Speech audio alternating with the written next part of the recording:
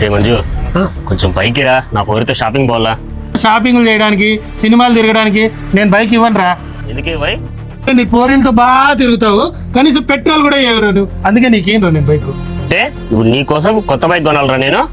నీ యాటిట్యూడ్ చూస్తుంటే నీ కోసం ఖచ్చితంగా కొత్త బైక్ కొనే తీరుతాను నేను. నీ మొగం కొంటావురా నువ్వు కొత్త బైక్? కనీసం బండ్లేకి పెట్రోల్ కూడా వేయించుకోవు, నువ్వు కొంటావురా? నీ అబ్బా కొత్త వ్యక్తి ఉన్నాడని కూడా చురుకుని నన్ను ఇన్సల్ట్ చేస్తావా? నీతో జన్మలో మాట్లాడాను ఇంకా. రేపు పనికి మళ్ళాడా ఈయన నా కొత్త బిజినెస్ పార్ట్నర్ రా. ఈయనతో 10 లక్షల రూపాయలు లాభం వచ్చింది నాకు. అంటే కొత్తగా బిజినెస్ పార్ట్నర్ వచ్చినాడని చిన్ననాటి ఫ్రెండ్ని కూడా వదిలేస్తావా? నీతో ఇంకా కట్టేఫరా బ్రో. అతనితో ఏం కానీ నాకు అర్జెంట్ బిజినెస్ మీటింగ్ ఉంది, స్టార్ట్ చేస్తారా? ఓకే బ్రో, బండి ఎక్కు బ్రో. రైట్.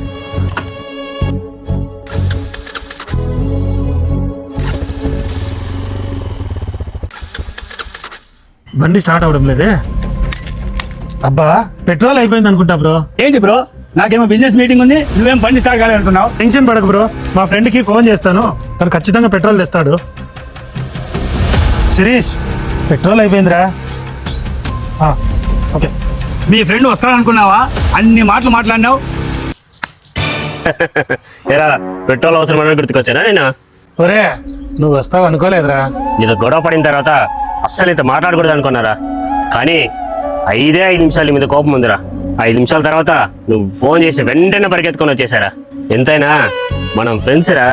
ఒరే నాకు తెలుసురా నువ్వు వస్తావు. నీకు సిగ్గు శరం మానం మర్యాద ఏంది లేదురా, ఎందుకంటే నువ్వు నా ఫ్రెండ్ రా. నీకు సిగ్గులేదు, నాకు సిగ్గులేదు, ఎంతైనా మన చిన్ననాటి ఫ్రెండ్స్ రా. సర్లేరా, నీ పోరితో ఏటకపోవాలనుకున్నావు కదా, తీసుకో బండి తీసుకో.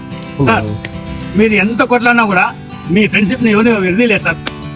ఓకే సార్, నా బిజినెస్ మీటింగ్కి నేను క్యాబ్లో వెళ్తాను. Okay sir, thank you. ఇంకేంట్రా మామ, నువ్వు పోరితో ఎంజాయ్ చేయబడు.